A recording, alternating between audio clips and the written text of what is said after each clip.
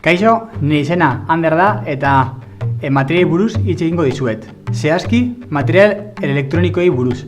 Zergatik, nire ikerkuntza zentroan, beste material zentroa, materialekin lan egiten dugulako, haien inguruko propietate berriak aurkitzeko eta hauek aplikazio berritan erabiltzeko.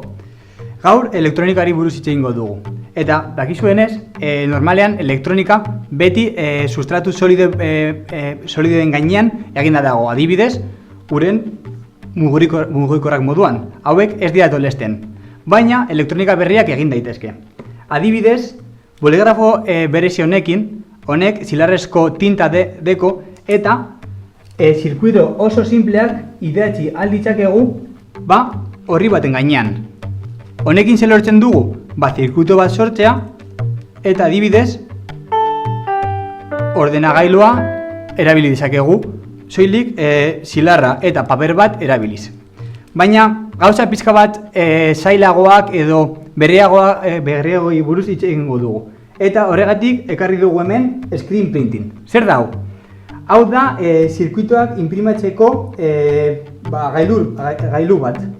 Nola erabiltzen dugu? Soilik tinta hemen gainean jarri behar dugu. Eta makil batekin mugitzen dugu tinta honen barnean sartzeko.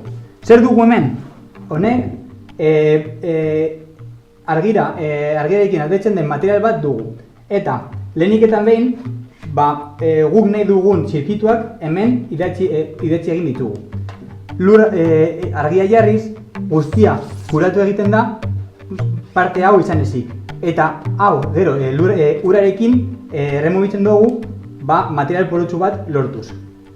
Gero, tintarekin mugitzen dugu eta azkenean zer lortzen dugu? Horrelako zirkuitu bat. Ikusi dezakezuen moduan, zirkuituak plastikozko horritan daude eta horregatik guztiz flexibleak dira eta guk nahi dugun lekutera aldatu dezakegu. Hau da, arropara edo etxetan edo nahi dugun lekutan. Zen izan da geure urrengo pausua? Material piezo resistibo bat sortu egin dugu. Hau zer da? Ezagutzen dituzue nanotubos de karbono edo karbonosko nanotubak. Hauek zer dira? Material oso txikiak elektrizitatea konduzitzen dutenak. Orduan, hauek plastikozko horri batean sartuz, lortzen dugu elektrizitatea eramatea, baina guk estimulo mekaniko edo tolesten dugunean eramaten duen elektrizitatea aldatu egiten da. Honekin zer lortzen dugu? Bi gauza, alde batetik gure bi gailurrak kombinatuz lortzen dugu zirkuito elektroniko bat ukipena notatzen duena eta bestaldetik gure horria edo horri konduktorea elektrizitatea eta ukipena sentitzen duena. Zer darako? Honekin sortu dugu gailu hau. Ikusi dezakezuen moduan, hemen behian dekogu zirkuito elektronikoa eta beherago beste materiala. Orduan, zer egin dugu honekin? Soilik, programatxo txiki bat eginez, lortzen dugu ordenagailuaren antxera, non guk ipintzen dugun gure eskua jakiten du, kasu honetan guk gure eskua ipintzen dugun lekuan, ez du soilik non jartzen dugun lekua notatzen, baizik eta gainera guk egiten dugun indarra notatu egiten du. Orduan, guk pizkatxo bat ukitzen badugu, ikusi dezakezuen moduan, pizka bat ikusten da, baina presio gehiago aplikatzen dugunean, gure presioa hartzen du eta guri respuesta ematen digu.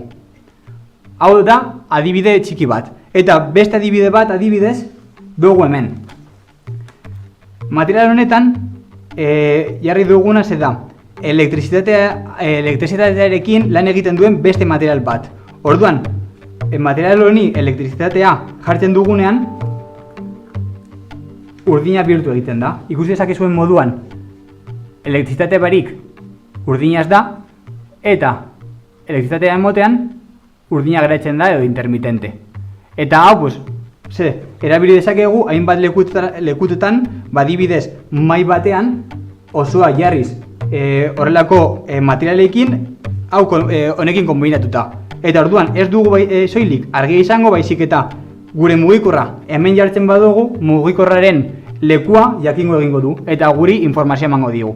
Eta horregatik honi deitzen diogu Internet of the Things edo gure iragana non gauza guztiak konektatutak egongo dira sensore, aktuadoren bidez zeinek gure informazioa kolektatzen dute.